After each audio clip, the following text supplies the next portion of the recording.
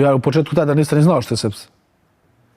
Tada kad se to sve izdešavalo sepsa, ako sepsa, ajde znao se što je, čuo se x puta sepsa, ali sad neko značenje dublje o sepsi nisam imao. Tada ja nisam nešto previše znao šta treba kad si u kolica da stavljaš po dupe, da nije tvrdo, da se to sjedi. Ja si dao da je sprave tvrde i tu sam malo iziritirao dupe. To je bila rupa ako nokat. Ja rekao, ajde, to će proći. Dok ja dođem iz Barcelone, važi.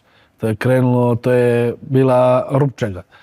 I onda u bolnicu, pa te pošalje iz bolnice kući, na kućno liječenje, pa patronaže i to, pa oni tu malo eskiviraju čuda. Ja rekao, idem ja u bolnicu.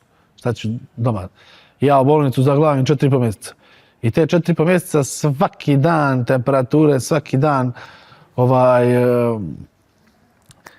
infuzije se primaju, pa ti se vena začepi, pa mijenjaj, pa plači od bolova od tih. Nemaš želje da te bode. Pa rekao, bodi me u nogu, pa me u nogu bode. Tu mi je najlakše bilo, ne osjećam.